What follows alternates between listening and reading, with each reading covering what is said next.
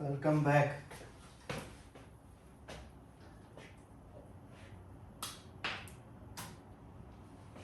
So the start of chapter 2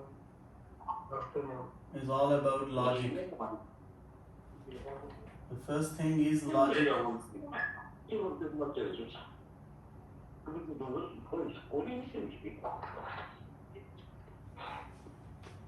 The first thing is logical form. So if you are saying something that it has a meaning, so you can say it is a logical form. 2 plus 2 equals 4. Looks something meaningful. 2 plus 3 equals 5.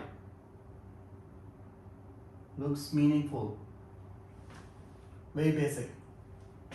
So this is something logical. But if you want to tell me that 2 plus 1 equals 5, that seems illogical. That's not possible. That's not true.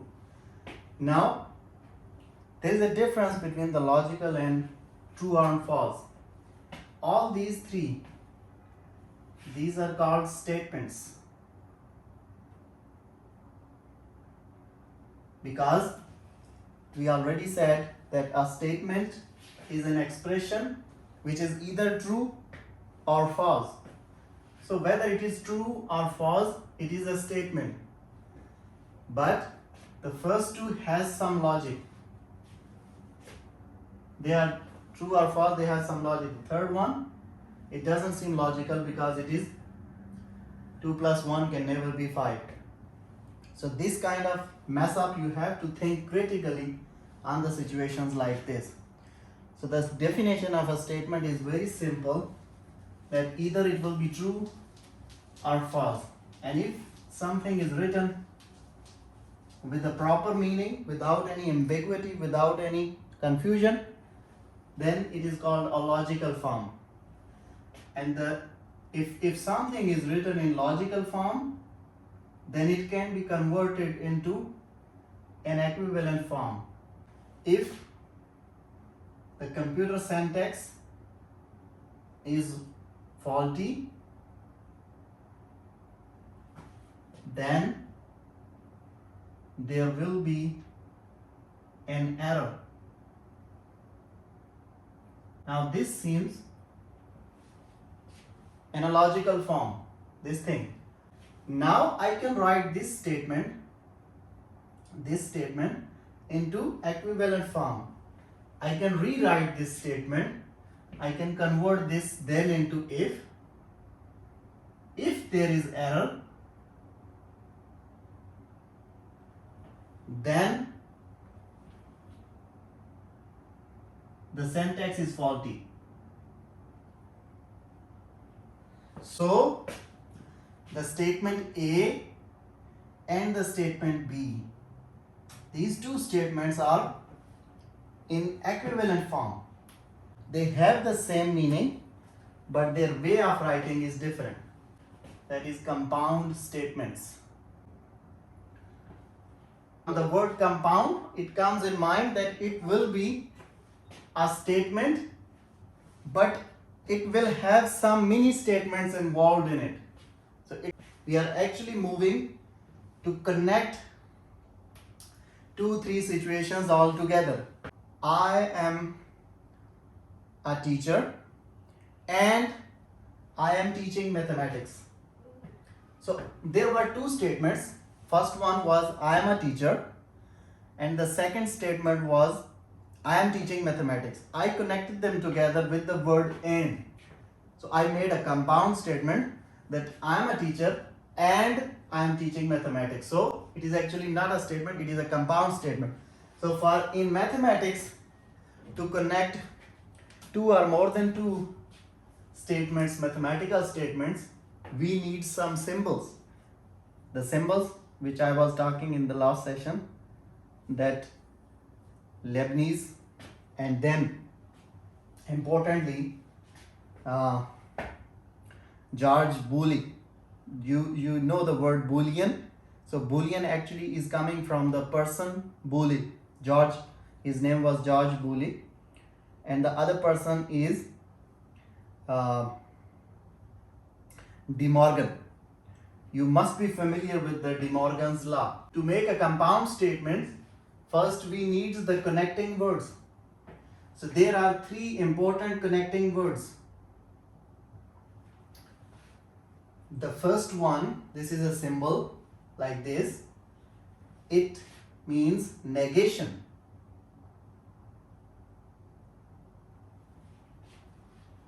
Giving the opposite of something.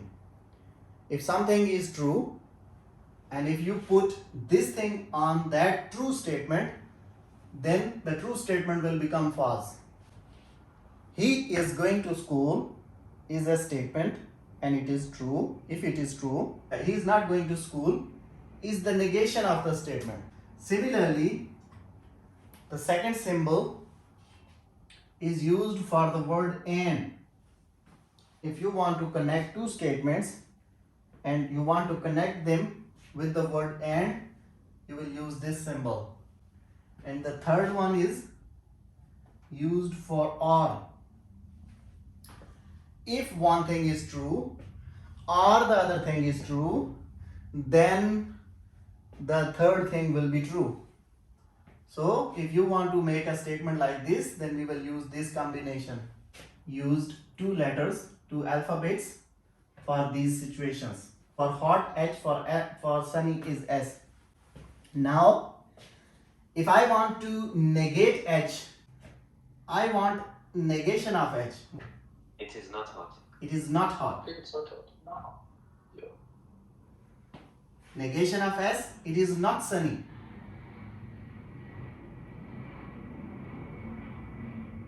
Now, these were the two different statements. Now I want to make them compound. I want to connect these two statements. And I want to, first I want to connect H and S. And I want to use and. So, if I write H, what does this mean? First I need to write what is H. H is, it is hot.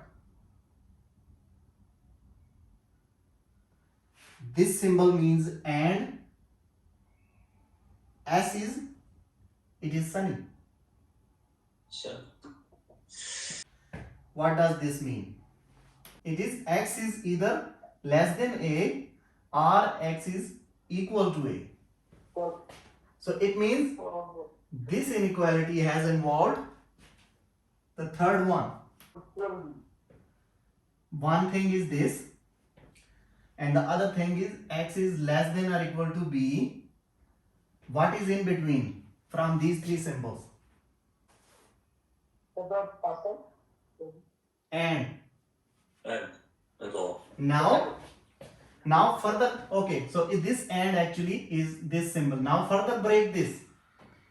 Now you already know this kind of statement is this. And this kind of statement is also this. But in between there is and.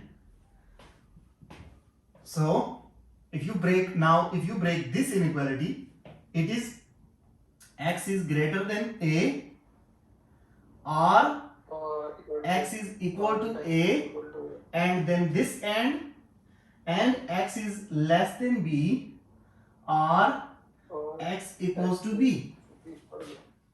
So actually the statement was this. We converted this statement into these two parts using this and now we have converted this into this bigger part. Now it has all the symbols. So it is like X is greater than A or X equals to A, a bracket, and then this and again X is less than B or X equals to B. The definition of a truth value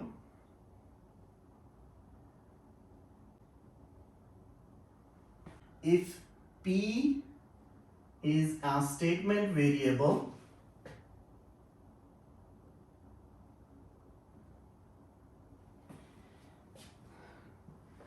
negation of P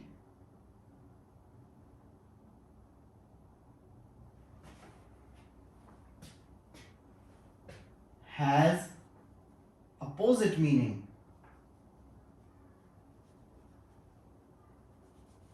Okay?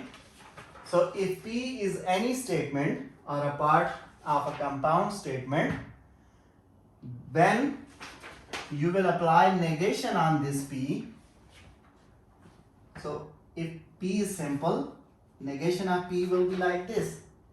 So if P is any statement and if you apply the negation on this P, it will be converted. It will convert, its meaning will be changed oppositely.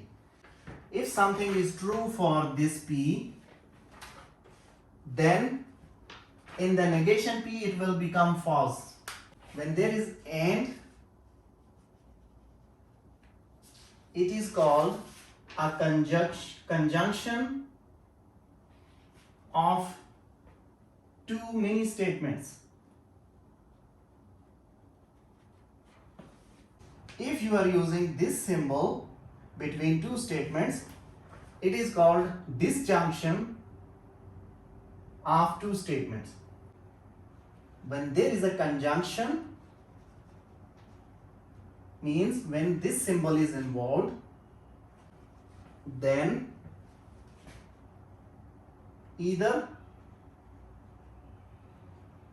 both statements will be true or both will be false. So P, Q and P and Q. Now I am saying if P is true, Q is true, first case. If P is true, Q is false. If P is false, Q is true. If P is false, Q is false. So I have now 4 cases. The P can be true or false and Q can be true or false. So when I will combine them together, so I will have 4 possibilities, 4 different combinations from here. That's why I'm making 4 combinations. Now, when you are making the truth table of P and Q, the conjunction definition says that either both the statements will be true or both the statements will be false. If any one of them is false, the result will be false. If P is true, Q is true, then P and Q will also be true. So both statements should be true, then the final combination can only be true. This is the only possibility when you are making a conjunction. Now the second step, P is true, Q is false. Then the result will be false because the definition says that both should be true to make the combination true. If any one of them or both of them are false, then the answer will be false. If you are writing this symbol, it simply means P or Q. It simply means either P will be true or Q will be true. Can be false or Q can be false. So now in this case, this thing will only give you a false value if both P and Q are false. So this is totally a reverse situation. In conjunction, we said that only true is possible if both are true, otherwise false. In disjunction, only false is possible if both are false.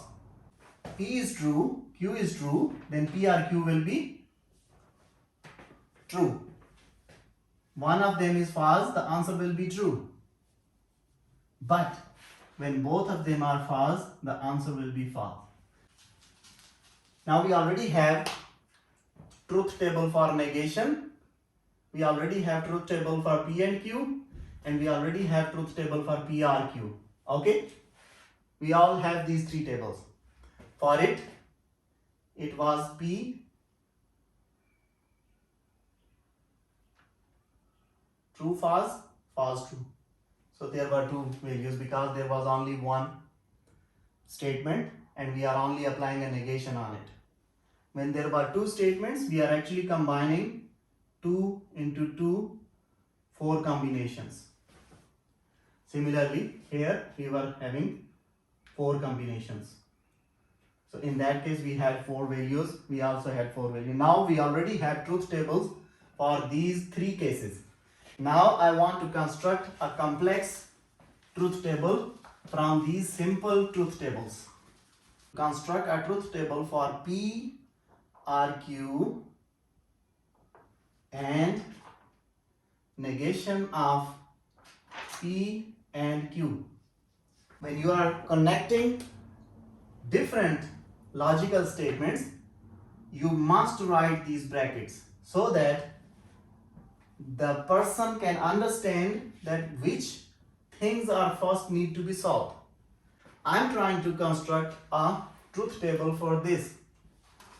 What I need a long table.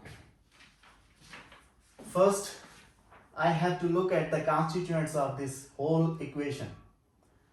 Look at this. First I need P, a table for P. Okay. Then I need something for Q. Okay. Now I have to look at the brackets. Means I will need P and Q.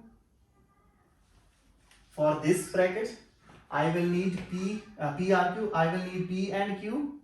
For this bracket, I need a negation on this thing which I already have built here, P and Q. And now since I am done with this, so I am actually now done with this thing and done with this whole thing. So the only thing left is now AND.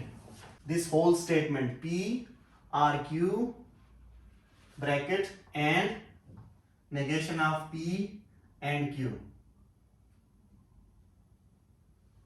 So this table will give me the final result. Since the constituent elements are 2, so I will have 4 cases. Can be true, this can be false, this is false, this will be true, this is false, this will be false. Both true, it will be true. True, false, it will be true. False, true, it will be true. But this will be false. Both true, it is true, otherwise false. This is done. Now I need a negation on P and Q. It will become false. False will become true. Now I have to use this column here and PRQ, this one. Yes. So now I need to combine these values. True, false, what will be the answer? False. False. Because of the conjunction rule. Both true, the answer will be true. True. Both true, the answer will be true. And false and true, the answer will be false. Another example. Can you construct the truth table for this P and Q or negation of OR? If you look at them, now there are 3 variables. The number of possibilities will increase. So I actually have now 3 columns for the basic constituents. Now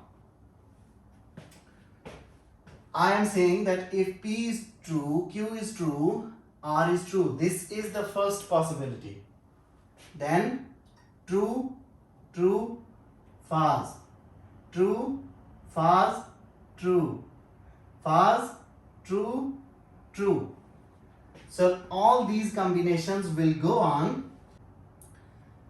Yeah. Because P has 2 possibilities, true, false. Q has 2 possibilities, true, false.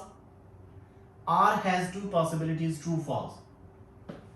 So every one has 2 possibilities and a total will make 8. So now these constituents will be 8 and from here the table will increase. So this is the only difference if you will have 3 variables P, Q and R. If I say that, okay, now if we have three variables, P, Q and R, P has two possibilities, Q has two possibilities, R has two possibilities. So in total, you have to make 8 rows.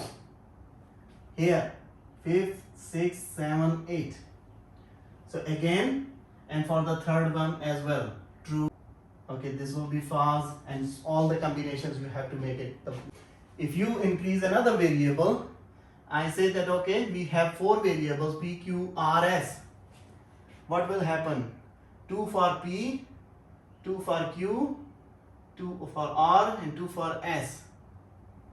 So total number of rows will be, this column will increase up to 16. So you have to make 16 rows in the table. So number of variables will decide the number of rows of your Excel sheet.